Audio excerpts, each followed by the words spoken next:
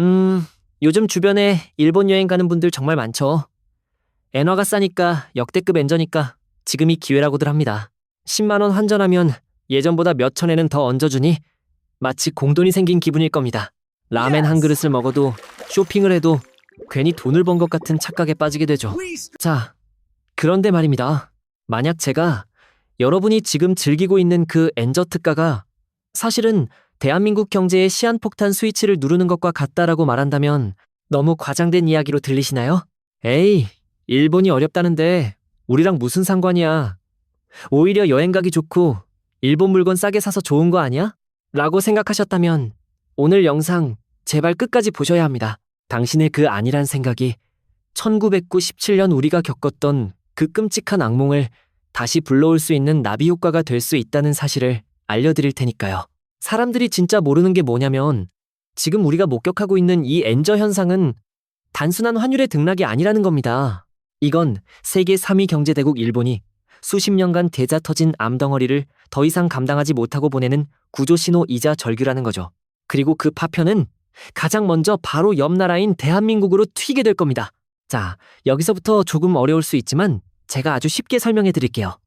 오늘 이야기의 핵심 키워드는 바로 일본 국채금리입니다.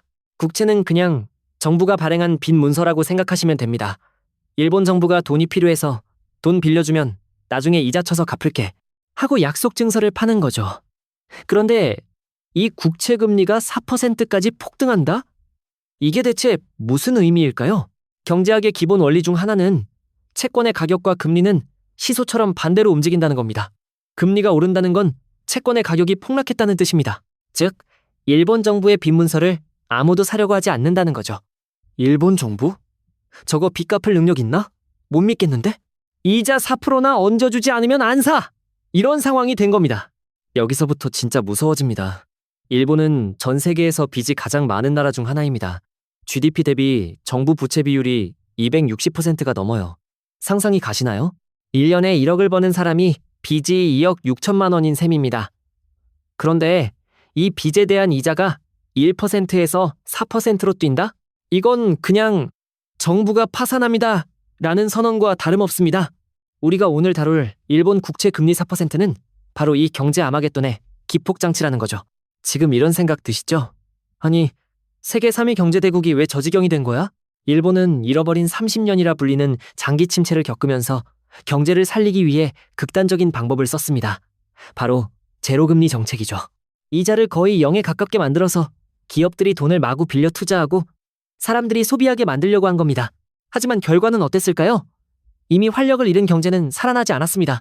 대신 이자 낼 능력도 없는 부실 기업, 소위 좀비 기업들만 대거 살아남았습니다. 싼 이자로 간신히 연명하고 있는 거죠. 일본은행, BOJ. 이 좀비들을 살리기 위해, 그리고 정부의 막대한 빚이자 부담을 줄이기 위해 국채금리가 오르지 못하도록 인위적으로 억누르는 수익률 곡선 제어, ECC라는 정책을 써왔습니다. 국채 가격이 떨어지려고 하면 중앙은행이 나서서 돈을 무한정 찍어내 그걸 다 사주는 겁니다. 자, 이제 일본은행은 진퇴양난에 빠졌습니다. 1. 금리를 올리면 좀비 기업들이 줄도산하고 정부는 이자 부담을 감당 못해 파산 위기에 처합니다. 경제가 그냥 붕괴하는 거죠. 2. 금리를 계속 동결하면 미국과의 금리 차이 때문에 엔화 가치는 계속 폭락하고 수입 물가가 폭등해서 국민들의 삶이 파탄납니다. 이건 마치 한쪽은 용암이고 다른 한쪽은 낭떠러진 외줄 위를 걷고 있는 것과 같습니다. 일본은 지금 이길 수 없는 게임을 하고 있다는 거죠. 자, 그럼 이 일본의 위기가 어떻게 우리에게 제2의 IMF를 불러올 수 있을까요? 1997년 우리가 왜 외환위기를 겪었죠? 간단히 말해 우리나라에 있던 달러가 전부 빠져나가서 국가부도 사태가 난 겁니다. 여기서 엔캐리 트레이드라는 악마 같은 개념이 등장합니다. 전 세계 투자자들이 이자가 거의 없는 일본에서 엔화를 빌립니다. 그리고 그 돈을 한국처럼 금리가 더 높은 나라의 주식이나 채권에 투자해서 이익을 챙겼죠. 지난 수십 년간 막대한 일본 자금이 이런 방식으로 한국에 들어와 있었습니다. 그런데 만약 일본 국채금리가 4%까지 폭등하면 어떻게 될까요? 일본 내에서도 안전하게 4% 수익을 낼 수 있는데 굳이 위험을 감수하고 한국에 투자할 이유가 사라집니다.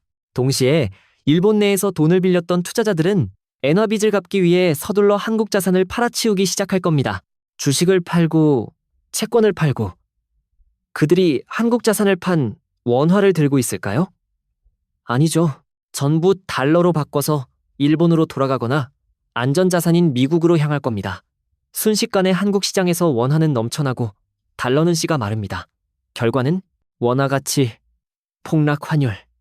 원화 가치 폭락 환율. 1997년 우리가 겪었던 바로 그 시나리오의 재현입니다.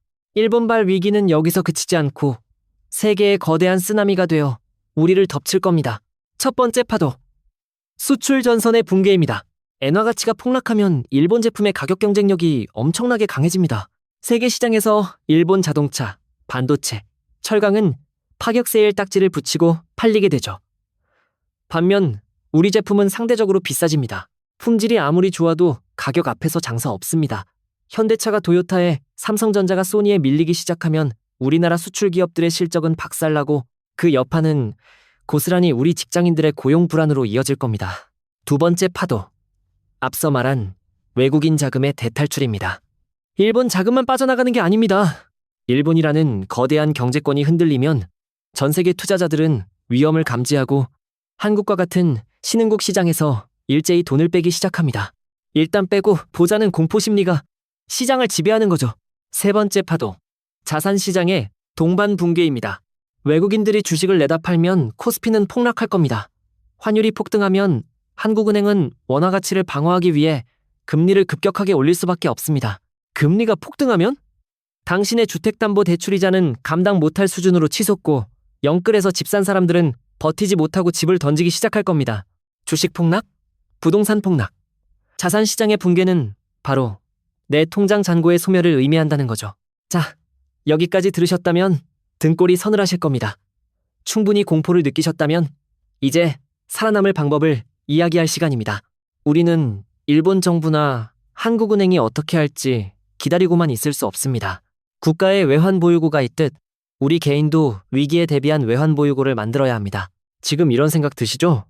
나는 돈도 없는데 무슨 외환보유고야. 아닙니다. 금액의 크기가 중요한 게 아닙니다. 지금 당장 시작할 수 있는 3단계 생존 플랜을 알려드릴게요. 1단계. 달러라는 구명보트에 올라타라. 모든 금융위기의 역사가 증명합니다. 위기가 터지면 모든 자산의 가치는 폭락하지만 미국 달러의 가치는 폭등합니다. 달러는 세계에서 가장 안전한 피난처이기 때문이죠. 지금 당장 증권사 앱을 켜서 혹은 은행에 가서 달러 예금 통장 하나를 만드세요. 그리고 당신 월급의 5%라도 좋습니다. 매달 꾸준히 원화를 달러로 바꿔서 저축하세요. 이건 투자가 아니라 보험입니다. 2단계. 나쁜 빚을 청산하고 현금을 확보하라. 금리 인상기에 가장 위험한 것은 빚입니다. 특히 변동금리 신용대출, 카드론 같은 나쁜 빚은 당신의 목을 조여오는 밧줄이 될 겁니다. 소비를 줄여서라도 빚부터 갚으세요. 그리고 일정 수준의 현금을 반드시 보유해야 합니다. 위기는 누군가에게는 파산의 이유지만 현금을 가진 누군가에게는 폭락한 우량 자산을 헐값에 주워 담을 일생일대의 기회가 됩니다. 3단계. 글로벌 1등 기업에 분산 투자하라. 위기가 와도 절대 망하지 않을 기업들이 있습니다. 바로 각 분야의 글로벌 1등 기업들이죠. 한국 시장에만 몰빵하는 것은 매우 위험합니다. 당신의 투자 포트폴리오에 코카콜라, 애플, 마이크로소프트와 같은 미국 우량주를 담아두세요. 이는 원화 자산의 위험을 해지하는 가장 강력한 수단입니다. 사실 말입니다. 저는 한편으로 이런 위기가 기다려지기도 합니다. 왜냐하면 모든 위기의 끝에는 항상 부의 재분배가 일어났기 때문입니다. 준비되지 않은 사람들의 부는 준비된 사람들에게로 거대하게 이동합니다. 1997년 IMF 때 모두가 공포에 떨며 집과 주식을 내던질 때 달러를 들고 있던 누군가는 강남의 아파트를 헐값에 사들여 부자가 되었습니다. 2008년 금융위기 때 폭락한 삼성전자 주식을 용기 있게 주워 담은 사람들은 지금 경제적 자유를 얻었습니다. 오늘 제가 드린 경고는 여러분을 겁주려는 것이 아닙니다. 다가올 거대한 부의 이동에 대비하여 빼앗기는 쪽이 아니라 가져오는 쪽에 서라는 겁니다. 위기는 시스템을 모르고 준비하지 않은 사람에게만 재앙입니다. 시스템을 이해하고 대비하는 사람에게 위기는 부의 사다리를 오를 수 있는 가장 빠른 엘리베이터가 될 수 있다는 거죠. 일본발 금융위기라는 거대한 파도가 우리 해안으로 밀려오고 있습니다. 우리는 이 파도를 그저 두려워하며 휩쓸려갈 수도 있고 서핑보드를 들고 나가 파도를 멋지게 올라탈 수도 있습니다. 그 선택은 오늘 이 영상을 본 당신이 지금 무엇을 하느냐에 달려 있습니다. 두려움에 떨며 아무것도 하지 않는다면 당신은 1997년에 패배자가 될 겁니다. 하지만 오늘 당장 당신의 통장을 점검하고 $100라도 당신의 개인 외환보유고를 쌓기 시작한다면 당신은 다가올 위기의 승리자가 될 수 있습니다. 오늘 내용이 다가올 위기를 대비하는 예방 백신이 되었다면 구독과 좋아요로 그 의지를 보여주십시오. 그리고 댓글에 나는 파도에 휩쓸리지 않고 파도를 지배하겠다라고 선언해 주십시오. 당신이 위기의 승리자가 되는 그날까지 가장 정확한 나침반이 되어드리겠습니다.